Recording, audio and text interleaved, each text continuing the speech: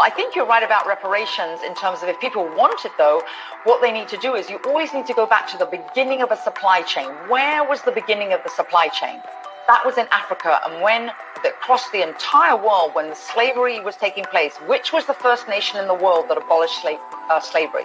The first nation in the world to abolish it. It was started by William Wilberforce, was the British. In Great Britain, they abolished slavery. 2,000 naval men died on the high seas trying to stop slavery. Why? Because the African kings were rounding up their own people.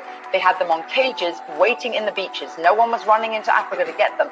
And I think you're totally right. If reparations need to be paid, we need to go right back to the beginning of that supply chain and say who was rounding up their own people and having them handcuffed in cages.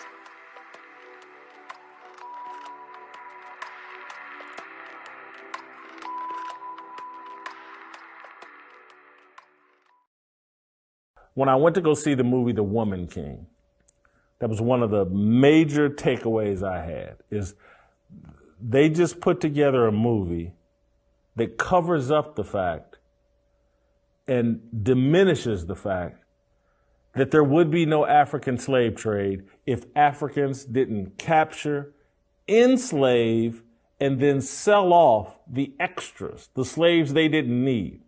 They sold them off. We pretend like, oh man, if it wasn't for these evil Europeans, there would be no African slave trade. There would be no Africans enslaved. That's a joke and a lie. Africans enslaved each other, and then the extras, to turn a profit, they sold to Europeans or whoever came over to Africa to buy them. Those are the facts. History books, that's not supposed to be fan fiction. How we teach our kids history has become a big controversy these days, with liberals accusing conservatives of wanting to whitewash the past, and sometimes that's true. Sometimes they do. But plenty of liberals also want to abuse history to control the present.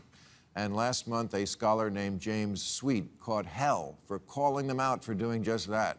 He criticized a phenomenon known as presentism, which means judging everyone in the past by the standards of the present. It's the belief that people who lived 100 or 500 or 1,000 years ago really should have known better.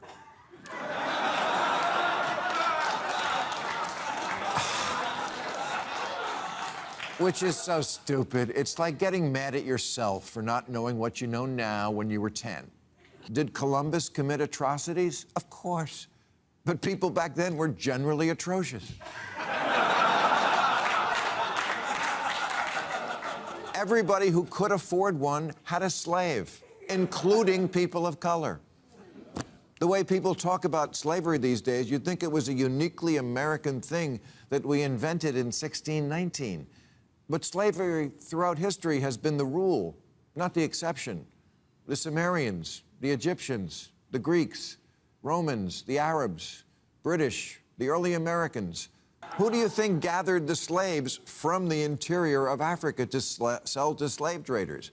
Africans, who also kept their own slaves. We're a species prone to making others of our species our bitch. I've said it before and I'll say it again. Humans are not good people. And the capacity for cruelty is a human thing, not a white thing. That's the truth, even though it doesn't jibe with the current narrative.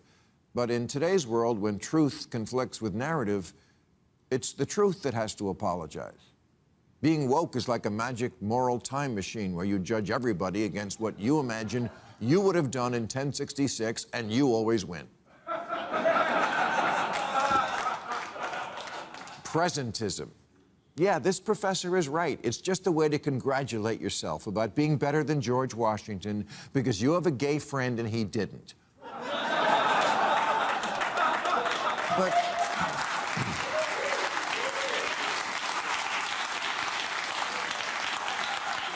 But if he was alive today, he would too. And if you weren't alive, if you were alive then, you wouldn't. Portland Public Schools has a plan now to teach kids that the idea of gender, being mainly binary, was brought here by white colonizers. The curriculum guide says When the United States was colonized by white settlers, their views around gender were forced upon the people already living here. Not even Star Trek would try that story. Which is not to say that there isn't truth to the old rubric that history is written by the winners, and it is subjective. Napoleon said history is just a fable we all agree on. And he should know because he was a deaf woman named Diane.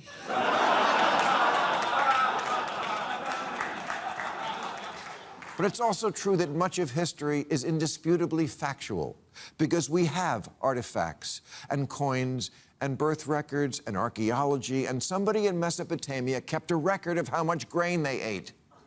It's not all up in the air to change or delete or make up based on what makes you feel better today. A couple of years ago, they made a movie called The Aeronauts about the scientists who broke the record for the highest altitude in a balloon. In fact, they were both men, but the movie made one of them a woman because, as the director explained, representation is important. So true. Women never get enough credit for the things they didn't do.